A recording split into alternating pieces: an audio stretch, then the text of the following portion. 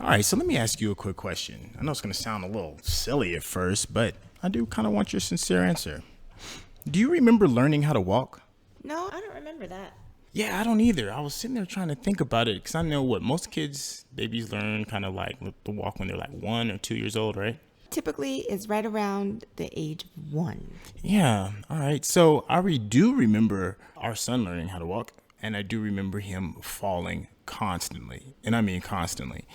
And, one of the byproducts of all of that falling is going to be bumped heads, bruised knees, scars, all of that kind of stuff. If you had to relearn how to walk, knowing that it was going to possibly bring on all kinds of like unwanted pain, would you try learning to walk? I think I definitely would. I think about the people that lose the ability to walk at some point in their life due to some unfortunate event and how they have to go through like physical therapy and stuff. So I mean, you definitely know the benefit of walking Right. at this point, but you didn't know it before. Right.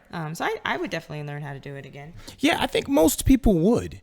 But I think people forget about the risk that it took, the risk of bumping your head and falling and hurting yourself. And I'm just wondering, I'm like, dang, well, if you were willing to hurt yourself in order just to move around a little bit faster, what's stopping you from taking even bigger leaps? Leaps like starting your own business. Let's jump in. This is Mikel-Claire. And this is Trey. And we are the couple of entrepreneurs. We're here to share with you our journey of successes and setbacks as we enter the world of entrepreneurship now that we no longer have 9-to-5s due to the new normal of the world and the pandemic. Join us as we race the clock to start earning money, gain consistency, and overcome self-doubts and uncertainty as we search for our voices and obtain personal and financial growth. All right. So I guess it's pretty safe to say nobody's actually ever really ready for big steps in their life, right? I don't think they are. Then why is it that most people are so hesitant to take a leap of faith? I think it's because people know like that there's risks involved. They know that there's consequences to their actions. So I think if they are aware of the possibilities of what could go wrong, then they're less likely to take a leap. I can think of a whole lot more things that are far more dangerous on a day-to-day occurrence than taking a risk to, I don't know, ask that guy out that you've been eyeing since forever, or start your own business, or eat caviar for the first time. There's things such as driving your car, which has deadly consequences and is way more likely to actually take your life than something like starting your own business. But we never seem to kind of like weigh the dangers, and we hop in our car without even a moment's notice, no hesitation, no fear, no anything. Why do you think that is? I think we're creatures of habit. So there's some things that we do instinctually, like driving. And I think the reward, which is getting from A to B without having to walk in 98-degree weather or 2-degree weather, seems to outweigh the risk, is what I'm assuming for most people. Why do you think people should actually leap before they're ready? Why they take the risk? Well, I think you should leap before you're ready because, like we said earlier, there's never, ever going to be an ideal time for something to happen. And I think we as human beings just hold on so with absolute just a death grip to the shores of safety, if that makes sense. It's easier to make the excuse that, oh, I'm just not ready, and just not take the chance and not have to deal with what is seemingly something that's going to be unpleasant, like falling if you're learning how to walk. How about you? How is all of this translating for you regarding taking the risks, and when is a good time to actually take that next step? Like you mentioned, there's never actually like a perfect time. Something is always going to be not quite right or a little off. Or if you're waiting for the perfect situation, then it probably will never happen. There's no ideal time for any given thing. So I think people have to kind of look at that, weigh the risk versus the rewards. And even though there may be some risk, because there's risk in practically everything that we do, is the reward something that's moving you toward your goal? Is it something that outweighs whatever the scratches and the bruises may be along the way? And then realize that, hey, there's no ideal time for this to happen. Well, actually, a lot of times people will say like the ideal time is now, like now is the ideal time. How do you feel about that? Yeah, because any other time you'll be pausing or think of some excuse. Like if you want to start a business, you should stop this podcast right now and figure out what that next step is and act on it, like right now. But for whatever reason, there's a voice in your head saying, well, maybe I should continue listening to what he has to say. Or, well, maybe after the podcast and after I get something to eat, or maybe the next day, or maybe I'll take this leap after I get my next check. Whatever it is, I promise you are going to find some excuse to cling on to the safety of the shore and not set sail upon the seas of achieving your dreams. There's always going to be something. It's a mental thing. Well, I'm a person that loves solutions. Is there anything that you can think of that can help overcome the fear of doing something new? I did touch on that a little bit already when I was saying that just like weigh out the rewards versus the risk that you're taking. So if you're thinking about becoming a motorcyclist and you go to the Harley Davidson store to take a class on how to ride a motorcycle, what is the benefit for you? Is it something on your bucket list that you've always wanted to do? Are you looking to buy like a brand new Harley and it's been like something that your family has been bikers their entire lives or something like that? Like what's the reward versus the risk? I mean, obviously riding a motorcycle, that's a great risk for majority of people because of the danger involved. But that's what I'm saying. Like it's all relative when you're weighing it out. So I think it just depends on the person. And if the rewards are pushing you forward, moving you towards like a bigger goal, towards your mission, towards your purpose in life, then I say go for it. But if it's a greater risk than the reward, then maybe think about it another day or so. But if not, if the reward is greater, then I say take the leap. All right, well, let's just make it a little bit more personalized. What inspired you to make the leap into entrepreneurship? Honestly, I guess sense of urgency. Obviously, our situation is a little different with the pandemic. So going out, pounding the pavement, trying to find another 9-to-5 job was not the most realistic or ideal for me.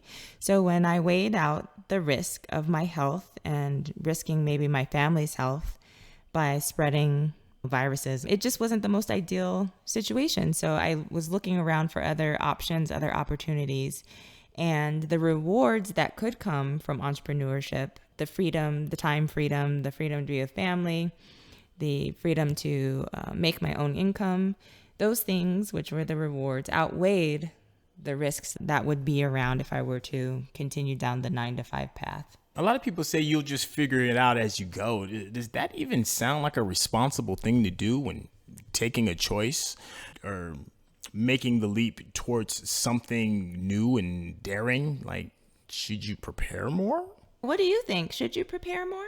When it comes to the adage of figuring it out as you go, I think there's a lot of truth to that. I don't think you'll ever actually get all of the information to make every perfect decision. And a lot of times life is just one of those jobs that, you kind of learn on the job. You figure it out as you go because everybody's circumstance is going to be a little bit different. There's going to be something within the environment that's going to make your path a little bit different than somebody else's. So there isn't just one specific formula in order to find success. So the best way to get to it quickly and to get to your dreams quickly is to kind of like figure it out as you go. The only problem is that there's going to be some pitfalls. There's going to be some potholes. You're going to trip. You're going to stumble.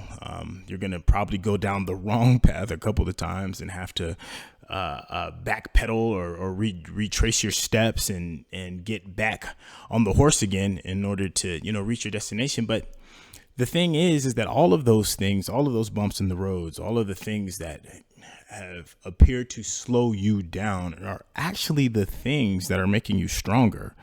Every time you bump your head, you have a better understanding of that problem. And the next time you face that problem again, you're going to have the wisdom of living a life of adventure, figuring out that answer. And, you'll sail past it or you'll make an even stronger decision the second time around. And as you gain more confidence in the decisions and the choices that you've made based off of the mistakes you've already done, you're going to end up becoming like a super soldier of adventure, a super soldier of entrepreneurship, or whatever that big leap is that's in front of you that you've been scared to take. So what, if any, would be the benefit of actually waiting? I don't know if there's actually a benefit of waiting. Well, I guess if I had to force an answer, maybe not giving yourself the opportunity to weigh other options that could be better for you or easier for you. But I think if you absolutely know that a certain path is what you want to do, there's no better time to start than right now. For me, there is like a slight benefit to waiting sometimes. I hate to give people like a crutch to fall back on, but I think you should at least have the foundation of what it is that you're doing so that you're putting out something that is quality. So let's say you don't know how to start an online business. I think just throwing something up or not really researching or taking the time to do what you need to do in order to get the basics, I think that that's not necessarily a great thing. So if we're looking at taking the leap as far as doing the research and doing what you need to do in order to get the foundation, then I think that it's great to take the leap. But if you're leaping without the basic knowledge of what you're doing, then that can kind of create a problem sometimes. Have you thought about like how and or what to do if you fail spectacularly at this leap of faith? We've talked before, there's absolutely going to be failures. So you have to kind of look at that and consider what your options are if and when, because when is more likely that it's going to happen. So at that point, you kind of got to look at what went wrong, reassess whether or not it's something that you should continue down that particular path or kind of veer off a little bit to another path within the same highway system. So I think if you just learn from it and keep moving.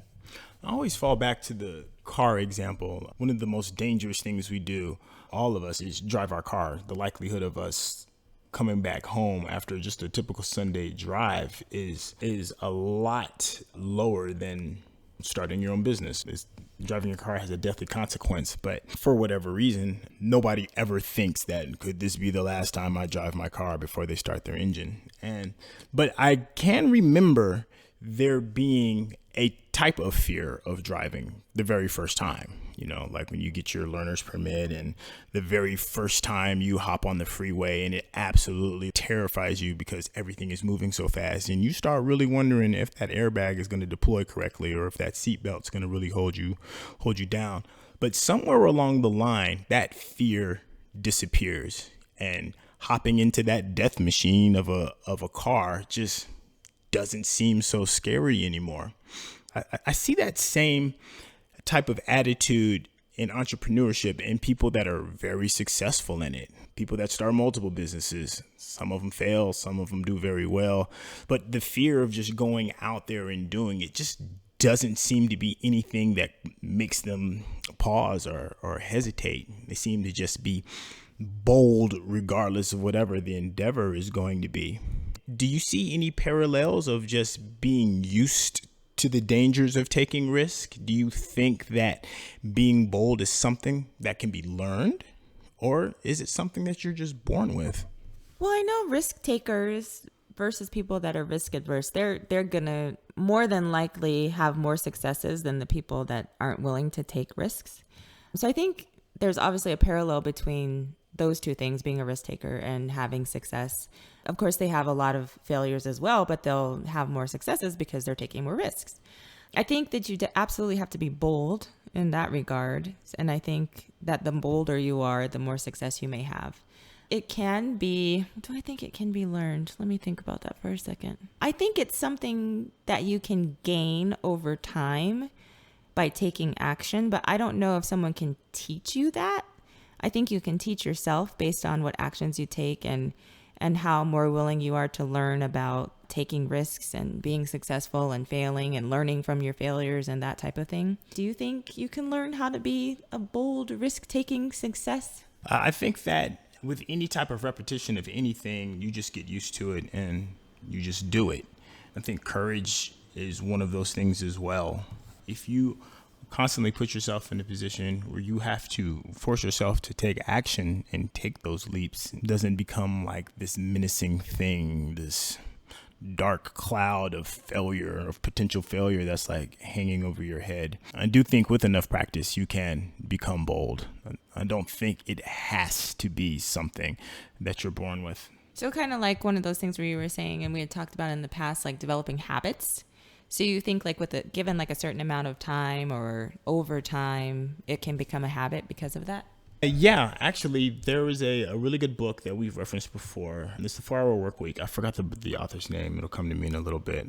But Tim Ferriss, yeah, that's his name. There's a chapter in there where he talks about just doing like the most ridiculous things in order to build courage. And one of them is like if you're in the middle of a mall or something, and he would just lay down on the floor in the middle of a mall and just soak up the fact that people would be staring at him and just think that it was just odd. And he would do it.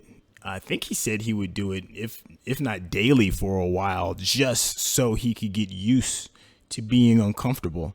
And eventually it put him in a place where it wasn't uncomfortable. It's just something that he did, and he probably got like a big kick out of it.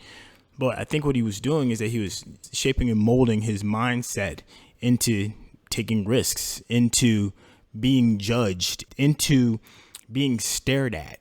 I think a big part of those leaps of faith is being judged for our actions if you fail, being looked at as someone who's crazy. If you can get over a lot of those big things, you'll be a lot more willing to take the chance. What recommendations would you have for someone in order to get over the things that keep them from taking the leap? Well, like Tim Ferriss said, you should do something every day that kind of scares you, something that's hesitant. One big thing on your list that makes you typically pause. You have to be bold in life. Hang around other people that are bold in life in a positive way. If you hang around a lot of other like-minded individuals that take those chances and risks, it doesn't seem like something special per se, but it's just what you do. All right. Well, I think that's a pretty good place to kind of put a pin in this. Thank you all for being bold in life and listening to our podcast. But if you want to be even bolder, please smash that subscribe button and tell your friends or neighbors and family members that we're here talking money, being bold, getting it done, meeting our dreams, all that amazing stuff. And always remember that we are the couple of entrepreneurs, and we will see you on the next one. Peace.